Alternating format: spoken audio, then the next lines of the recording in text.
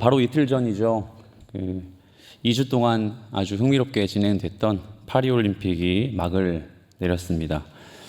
저나 여러분 선교 때문에 많이 바쁘셨지만 혹시 밤잠을 좀 설쳐가며 올림픽도 보시고 그러셨는지 모르겠습니다. 이번 올림픽이 되게 잘했죠. 잘하고 우리 올림픽 메달의 효자 종목이 있었는데 혹시 뭔지 아십니까? 네, 양궁입니다. 제가 알기로 전 종목이 이 양궁 금메달을 석권했던 걸로 생각합니다. 올림픽이 10번이 진행되면서 제 나이로 비교해 봤을 때 10번 전으로 가보니까 기억도 나지 않는 그때부터 지금까지 올림픽을 볼 때마다 여자 단체전은 늘 금메달이었는데 그게 벌써 이제 10회째라고 하더라고요. 흔히 우리는 스포츠를 전쟁에 비유합니다. 왜 그렇죠?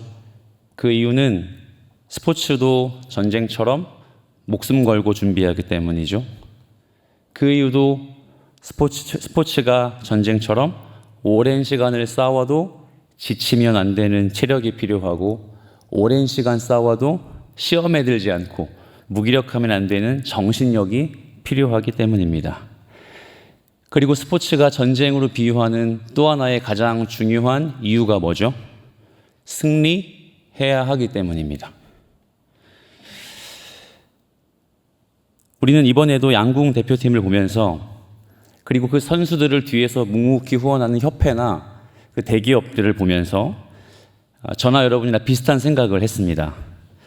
성공하거나 승리하기 위해서 치밀하게 오랜 시간 준비하는 거, 그런 사람들, 그런 단체를 절대 이길 수 없구나, 당해낼 수가 없겠다라는 거 말이죠. 그렇습니다. 여러분, 승리하기 위해서 막대한 인적 자원이나 막대한 물질을 쏟아붓거나 치밀하게 준비하는 사람 절대 이기지 못합니다. 이렇게 준비하는 것보다 더 좋은 방법은 없죠. 승리는 그저 그렇게 되는 법이 한 번도 없어요. 남들보다 좋은 결과를 얻기 위해서 노력하지 않으면, 힘쓰지 않으면 절대 이기지 못하는 게 그게 승리의 가장 기본적인 원칙이고 절대성 아니겠습니까? 본문을 보면 사실 교회 좀 다녀보신 분이면 누구나 아는 기드온과 300명의 병사들의 전쟁이 등장합니다. 기드온의 군대가 미디안과 아말렉의 연합군, 이 연합군과의 전쟁에서 승리하는 스토리가 그려집니다. 본문의 내용을 더 설명하지 않아도 아실 만큼 저나 여러분 기드온과 군대가 승리한 거 알고 계시고 기드온과 군대가 어떻게 승리하게 되었는지도 이미 기정사실, 아는 바 기정사실입니다. 그렇지만 본문의 특정한 부분에서 저나 여러분이 예배자로서 분명히 얻고 은혜 받을 부분이 있을 것 같아서 한 번 더 말씀을 나눠보면 좋을 듯 합니다. 본문을 이해하기 위해서는 사실 본문 앞에 있는 중요한 한 장면을 우리가 염두해야 해요. 그게 뭐냐면요, 7장 12절과 13절과 14절 두 구절입니다. 이건 제가 한번 읽어드릴게요. 기드온이 그곳에 이른즉 어떤 사람이 그의 친구에게 꿈을 말하여 이르기를, 보라, 내가 한 꿈을 꾸었는데 꿈에 보리떡 한 덩어리가 미디안 진영으로 굴러들어와 한 장막에 이르러 그것을 쳐서 무너뜨려 위쪽으로 엎으니 그 장막이 쓰러지더라. 그의 친구가 대답하여 이르되 이는 다른 것이 아니라 이스라엘 사람 요아스의 아들 기드온의 칼이라. 하나님이 미디안과 그 모든 진영을 그의 손에 넘겨주셨느니라 하더라. 기드온은요, 하나님이 전쟁하라 하신 이 전장터에서 매우 두렵고 불안하고 초조한 상태였어요. 그래서 하나님이 그 마음을 아시고 기드온아 저기 저쪽에 가보렴 하고 명령하시는 부분이 있었죠. 그게 어디였냐면 좀 가서 쉬고 기분 전환하고 와, 뭐 이런 장소가 아니라 적장에 가는 겁니다. 적장 진지에 가서 진지의 상황을 보라 말씀하시는 거예요. 기드온은 떨고 두려운 마음을 가지고 적진으로 갔죠. 그곳에서 미디안 군사 2명의 대화를 엿듣게 됩니다. 이 대화의 내용은 방금 읽었던 13절, 14절의 의미와 같이 한 사람이 꿈을 꾸었고 한 사람이 해몽하는 장면이에요. 그 꿈의 내용은 뭐죠? 기드온과 기드온의 군사가 우리 아군을 이길 거야. 바꿔 말하면 우리가 무참히 비참하게 깨질 거야. 전쟁에서 패배할 거야. 이런 내용이었습니다. 심지어 그 꿈의 내용을 듣고 맞은편에 있는 병사는 그 꿈을 해몽까지 했습니다. 여러분 생각해 보십시오. 아닌 밤중에 홍두깨라고 하나님을 향해서 두려움과 불안함을 가지고 초조함을 가지고 전쟁을 기다리고 있었던 기드온에게 하나님이 적장에 가라 말씀하셔서 자의반 타의반으로 갔더니 거기에서 어떤 음성이 들리는 거예요? 자기 이름이 나와요. 기드온의 칼로 우리가 망할 거야. 우리가 이길 거라고 예언하는 말이 적군의 병사의 입에서 들리는 거예요. 얼마나 충격적인 소식이었을까요? 그리고 또 얼마나 달콤한 이야기였을까요? 불안하고 초조했던 마음은 온데간데 없이 사라지고 안도했겠죠? 와, 이러려고 하나님이 보내셨구나. 기뻐서 다시 자기의 전지로 돌아왔을지 모르겠습니다. 그리고 15절을 보니 우리가 오늘 읽었던 본문의 첫 구절입니다. 이번 여러분이 한번 읽어주시겠습니까? 15절입니다. 시작.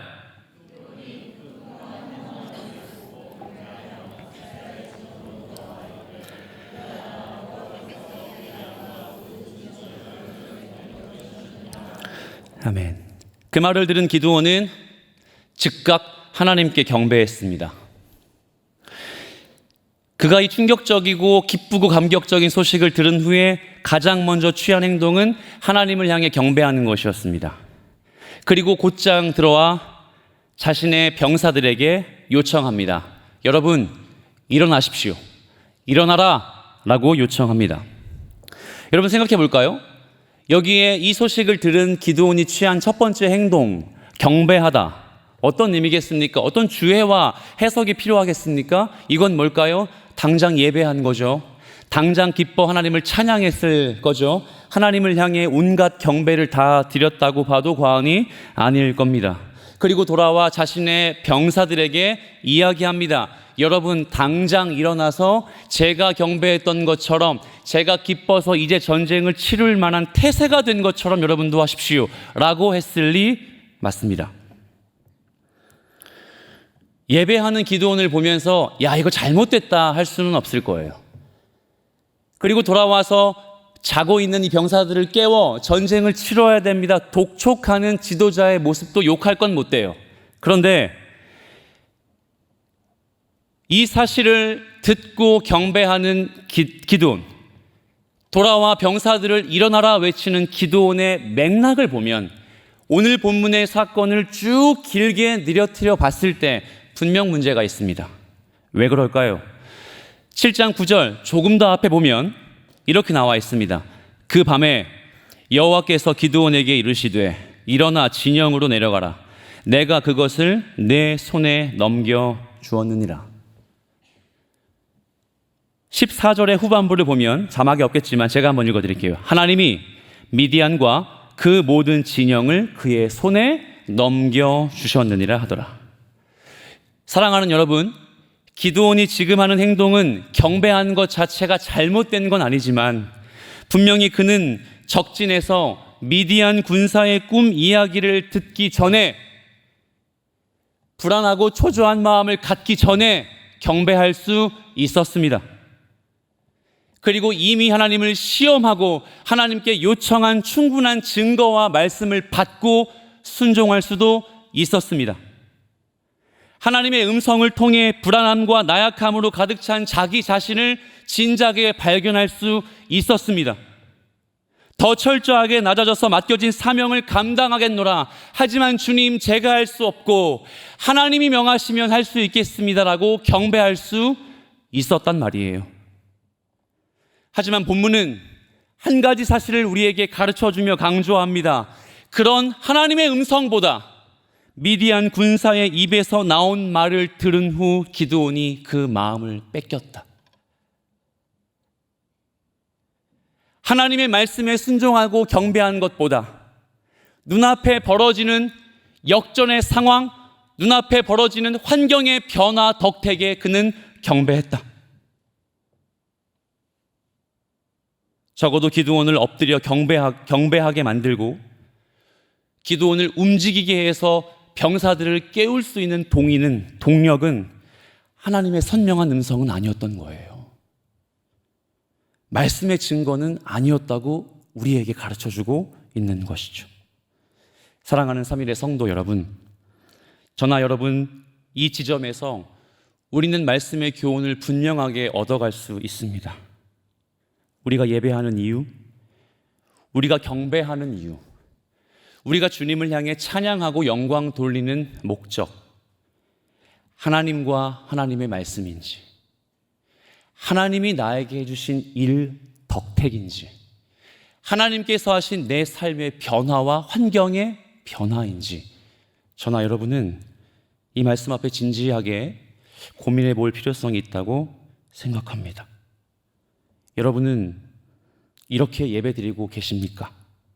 나를 사랑하사 나를 위하여 자기 자신을 버리신 하나님의 아들의 수고와 헌신 덕분에 얻은 구원으로 예배하고 있으십니까?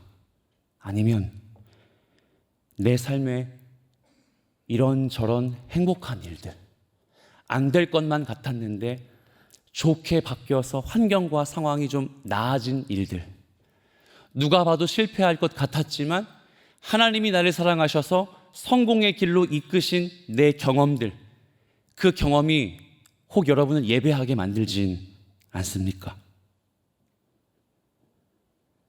전쟁을 시작합니다. 본문은 기드온과 더불어 300명의 선발된 군사들이 어떻게 전쟁에서 승리하게 되는지 자세하게 묘사하죠. 16절 말씀은 우리 함께 읽어보죠. 16절입니다. 시작. 300명을 세대로 나누어 각 손에 나팔과 빈 항아리를 들리고 항아리 안에는 횃불을 감추게 하고. 아멘. 자, 300명을 세 조로 분류해서 각각 100명의 손에 세 가지의 물건을 쥐어줍니다. 첫 번째 나팔, 두 번째 빈 항아리, 그리고 세 번째 횃불입니다. 도무지 이것들이 어떤 용도인지 자세히는 몰라도 분명히 한 가지는 맞습니다. 이건 전쟁에 필요한 물건은 아닌 것 같아요. 오히려 칼이나 창이나, 이때가 청동기 문화쯤 된다면 뭔가 금속으로 된 뭔가 누구를 무찌를 수 있는 무기를 손에 쥐어주는 게 맞는데, 어찌된 영문인지 나팔과 빈 항아리, 횃불만을 들게 만들어줍니다. 성경은 친절하게도 이 301명, 기드온과 300명의 병사들을 마주한 상대편의 적군의 규모를 설명합니다. 12절을 보면 그들의 수가 메뚜기와 같았다. 12절을 또 보면 그들이 타고 온 낙타는 해변의 모래 같았다라고 설명합니다. 그런데 이 판국의 나팔이라뇨? 이런 개죽음을 눈앞에 둔 상황에 빈 항아리는 또 웬 말입니까? 칼과 창으로 무장해도 시원치 않을 판에 왜 하나님은 이 전쟁의 아주 치열한 상황 속에서 전쟁에 오히려 방해될 물건만을 손에 쥐어주는 것일까요? 성경은 언제나 우리에게 한 가지만을 이야기하는데 그게 뭔지 아십니까? 예수 그리스도와 예수가 하신 구원입니다.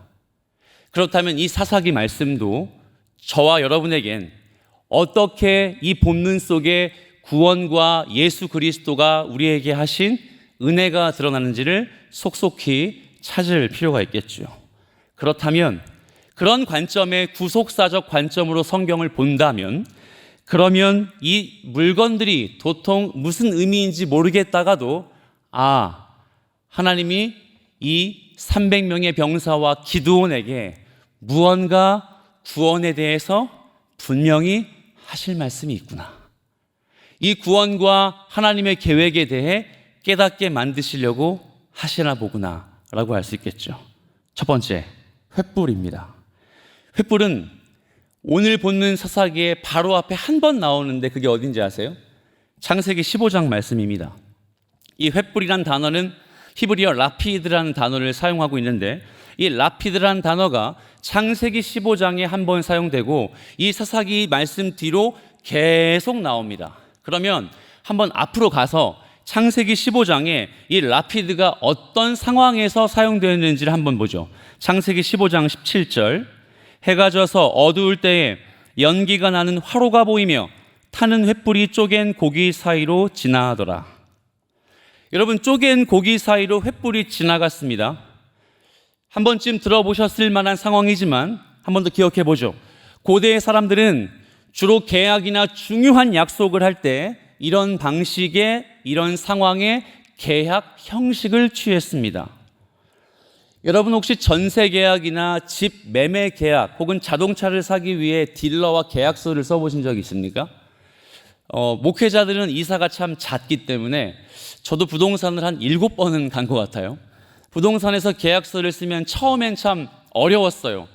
매도가 뭐고 매수가 뭔지도 모르겠고, 이럴 때 중개인의 의미가 이런 거구나, 중개인의 수수료는 이만큼을 받는구나 라고 하면서 배우게 됐는데, 부동산의 그 테이블에 앉아서 중개인을 가운데에 두고 매수인과 매도인이 서명을 하죠. 이와 마찬가지로 고대 사람들에게도 우리가 사는 집을 매수하고 매도하는 것과 같은 중요한 일에 이런 의식을 치르는 거예요. 약속을 맺을 두 사람, 두 대상이 가운데에 짐승 하나를 놓고 그 짐승을 어떻게 하냐면 중간을 쪼갭니다. 미리 찢어가지고 내장을 다 걸러내는 게 아니라 정확히 반을 쪼개요.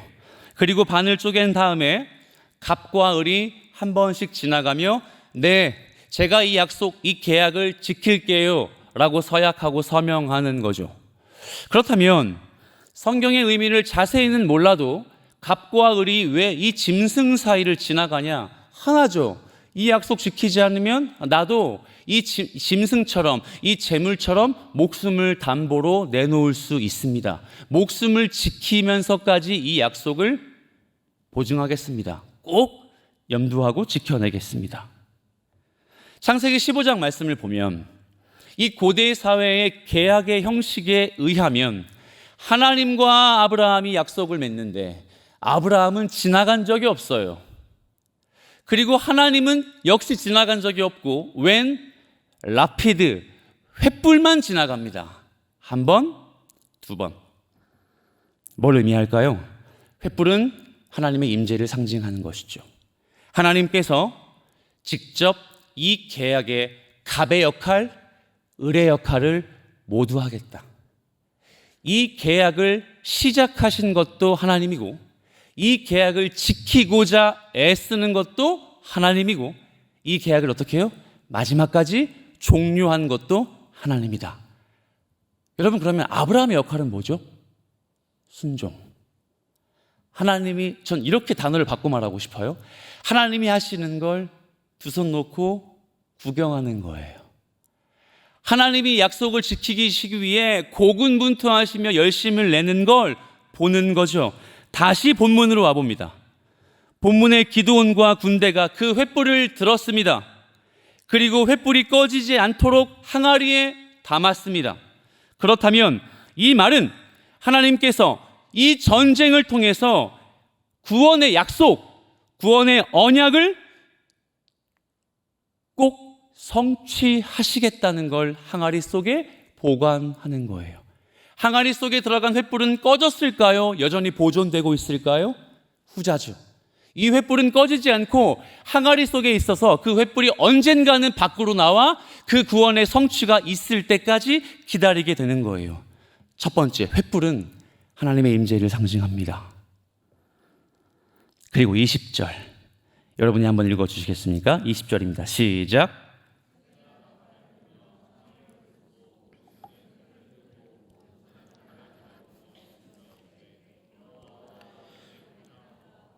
아멘. 그리고 나서 항아리를 부수고 손에 횃불을 들고 외치라 명하셨습니다. 항아리가 횃불을 품고 있다. 이 횃불이 드러나며 항아리는 무참히 깨지게 되고 부서지게 되는 것이죠. 하나님의 구원이 드러나기 위해 항아리가 완전히 깨어져 버렸습니다. 그렇다면 하나님의 임재, 하나님의 구원의 약속을 담고 있던 이 항아리는 무엇을 의미할까요? 언약을 성취하기 위해 무언가 희생된 거죠. 우리 구주 예수 그리스도의 구원을 말합니다. 하나님의 언약을 성취하시기 위해 자기 몸을 기꺼이 깨어버리신 예수 그리스도, 하나님의 구원의 약속을 완벽히 실행하시기 위해 자기 자신을 죽기까지 희생하신 우리 주 예수 그리스도를 상징한다는 말이에요. 사랑하는 여러분, 예수님은 자기 몸을 희생하시면서 하나님의 언약을 완벽하게 성취하신 분입니다. 이 사실을 믿으시길 축복합니다. 그의 희생으로 하나님의 약속이 완벽하게 이루어졌습니다. 그런데 여기서 본문을 유심히 보면 그들이 항아리를 부수고라는 이 동사가 쉐베르입니다. 이 부수고가 마치 언어의 유희처럼 오늘 본문의 15절에 한 번 더 앞선에 사용되었는데 그게 바로 해몽하다예요. 해몽하다. 해몽하다가 뭐죠? 꿈을 해석하는 거 아닙니까? 사실 저나 여러분이나 현대시대에는 꿈을 해석하는데 그리 큰 의미를 두지는 않죠.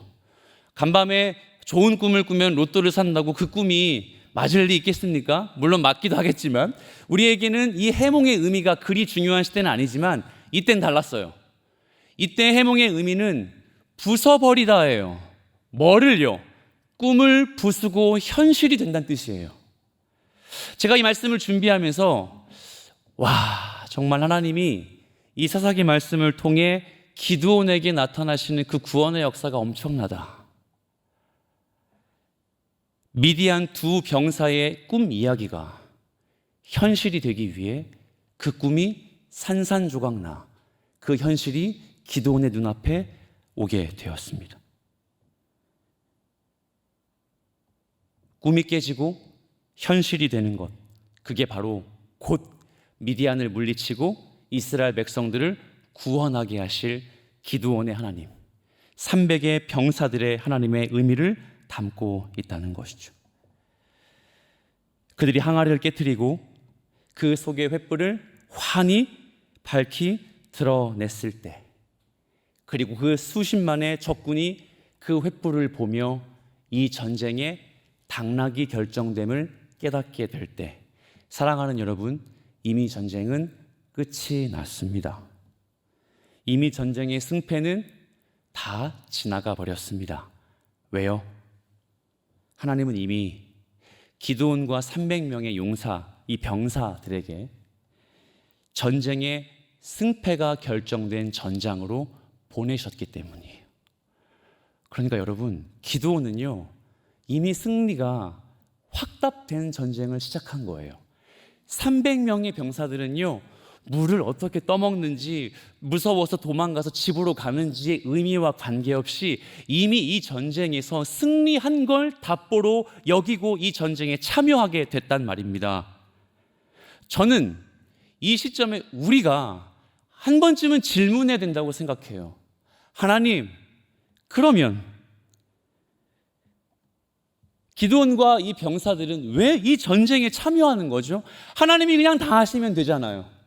적군이 30만이든 20만 명이든 10만 명이든 이 낙타들이 모래알 만큼 엄청나게 많든 간에 하나님 한 분이시면 이 전쟁 완벽히 승리하게 만드실 수 있잖아요. 왜 이 전쟁을 기드온에게 투입시키고 300명의 병사들을 횃불과 항아리와 그리고 마지막에 나팔을 들게 하며 이 전쟁을 참여하게 하셨습니까?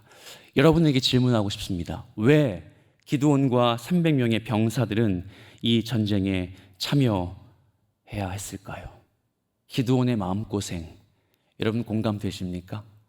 두렵고 떨려 사사가 되는 것조차 거부하고 싶었던 사람, 포도주 틀에 숨어 사사가 되기를 거절한 사람, 하나님, 사사로 내가 이스라엘 백성들을 구원하는 데에 합당한 자입니까? 라고 하며 2번이나 하나님을 무례하게도 시험한 사람, 그런 모든 응답 뒤에도, 하나님의 말씀 뒤에도 여전히 두려워서 전쟁을 준비하지 못하고 있었던 그가 미디안 2명의 꿈과 꿈을 부수는 해몽의 이야기를 듣고 그제서야 반응한 이 전쟁. 왜 하나님은 기드온에게 이 전쟁을 참여하도록 했을까요? 바로 이 전쟁의 목적이 횃불, 항아리, 나팔에 있었기 때문입니다. 끝으로 이 세 번째 나팔의 의미를 보며 기드온이 왜 이 전쟁을 참여해야만 했는지 함께 생각해 보겠습니다. 여러분, 나팔은 뭐죠? 나팔은 악기죠. 악기입니다. 혹시 나팔을 불어보셨어요? 제 동생은 관현악을 전공하는데 첼로를 하거든요. 제 동생의 친구들이 관악기를 하는 친구들이 몇 있어서 아주 예전에 호기심에 한번 불어보고 싶어서 호른이라는 악기를 입을 대고 불었더니 전혀 소리가 나지 않아요. 어떤 방법으로 부는지 봐도 이해할 수가 없을 정도로 부는 게 어려운데, 나팔은 이 호른과 같은 악기입니다. 근데 여러분, 그거 아세요? 동서고금을 막론하고 이 나팔은 어떤 상황과 늘 밀접한 관계가 있었냐면 전쟁이에요. 전쟁의 시작을 알릴 때에도 나팔이 필요했고, 그 당시에 스피커와 앰프와 마이크가 있었겠습니까? 전쟁의 상황을 소통하기 위해서도 음을 바꾸며 길이를 바꾸며 나팔의 소리를 전달하기 위해서라도 이 나팔은 악기 이전에 전쟁에 정말 필요한 도구임에 분명합니다. 그런데 공교롭게도 오늘 본문에 우리가 묵상하고 있는 이 나팔은 구약 성경에 두 가지로 소개되었습니다. 물론 개역개정 성경으로 보면 나팔이라고 하나밖에 우리가 확인할 수 없지만 히브리어 원문을 보면 이 나팔은 두 가지의 의미로 사용되었습니다. 첫 번째, 가장 많이 찾아보니까 63번이나 나팔이 나와요. 바로 이 나팔의 의미는 쇼파르입니다.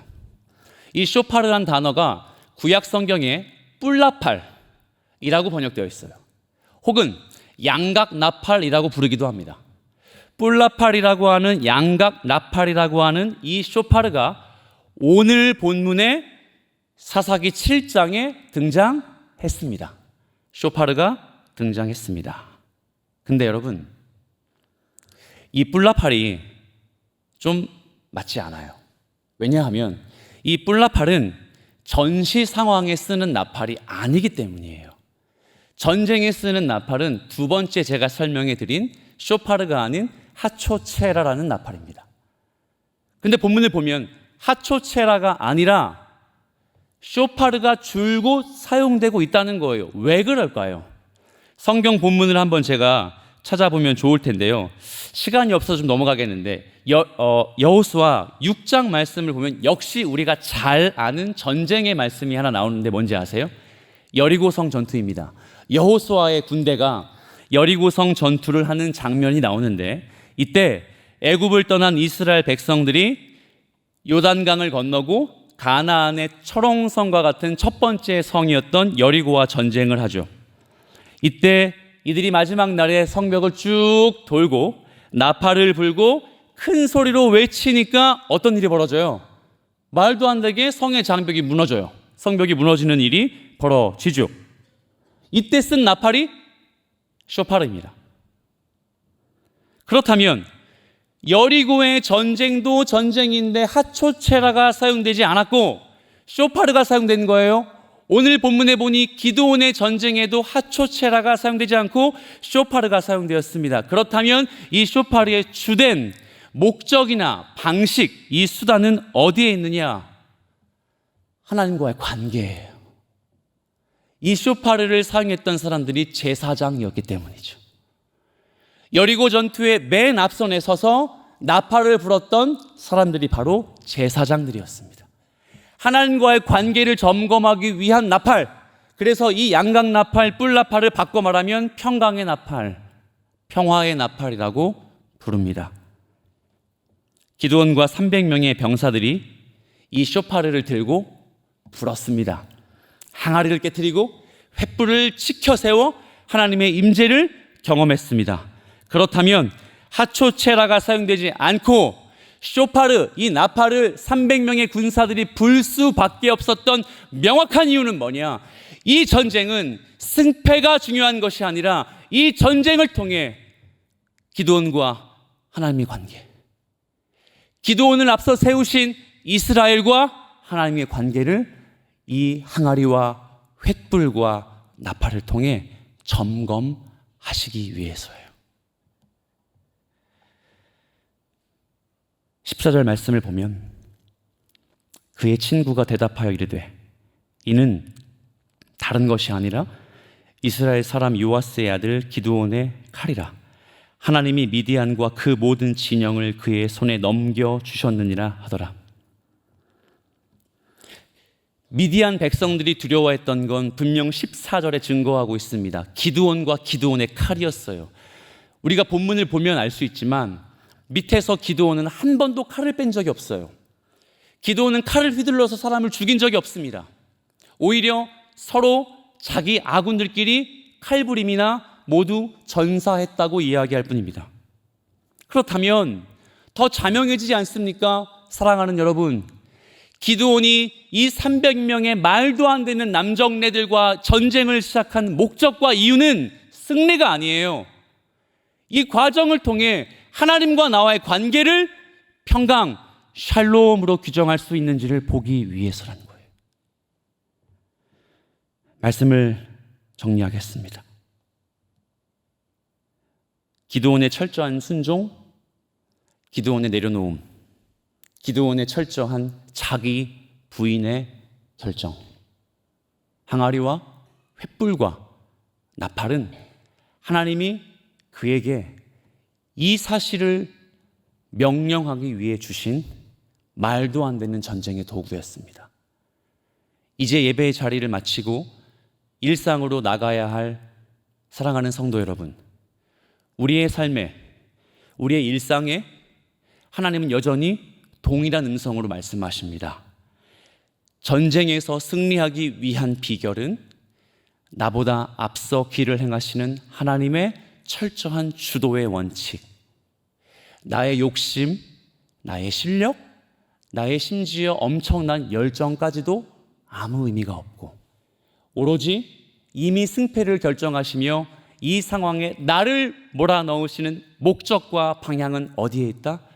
이 상황에 내가 하나님을 신뢰하고 있는지, 이 상황의 결정에 관계없이 나와 하나님의 관계가 샬롬인지, 여러분 이 사실을 남은 한 주의 삶 속에, 그리고 특별히 여러분의 인생길 속에 결정하고 결단하셔서 그게 우리를 예배하게 만드는 것, 그 은혜가 우리를 진정한 예배자로 이끄신다는 것을 경험하시길 우리 구주 예수 그리스도의 이름으로 축복합니다.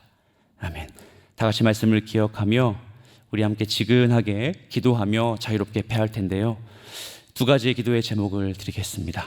첫 번째로, 하나님, 기드온과 300명의 병사들이 전쟁을 치르는 이 과정과 장면을 보며 여전히 치열한 전투와 같은 삶을 사는 저의 모습을 투영시킵니다.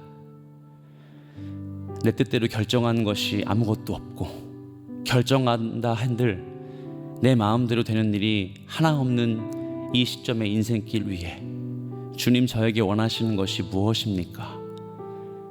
말씀의 요구대로 아무개야, 이 상황 속에서 나는 너와의 관계, 여전히 나를 사랑하며 여전히 나를 주인으로 여기며 이미 정해진 승패, 거기에 귀 기울이지 않고 성도의 삶을 살 수 있겠니? 이 사실을 놓고 기도합시다. 하나님, 저는 성도입니다. 예수의 제자이며 주님과의 친밀한 관계를 어떠한 상황과 환경이 와도 놓지 않음을 결정하고 결단하오니 주여 함께하여 주시옵소서. 두 번째로, 우리 여름 사역이 아직 끝나지 않았습니다. 농어촌 선교와 수도권 선교도 쭉 지속됩니다. 하나님, 우리가 선교적 교회로 올해 여름에도 쓰임 받으며 한 사람의 성도들이 각자의 자리에서 선교적 삶을 삽니다. 하나님께서 오늘 말씀을 기억하게 하시며 가장 친밀한 존재로, 하나님 앞에 가장 친밀한 관계로 주님 앞에 예배하고 일상을 살 때에 선교적 교회로, 선교적 성도로 나를 사용하여, 우리를 사용하여 주시옵소서. 함께 여러분이 가지고 나오신 기도의 제목을 더불어 부르짖고 선포하실 때에 함께 주여 기도하며 나가겠습니다. 주여.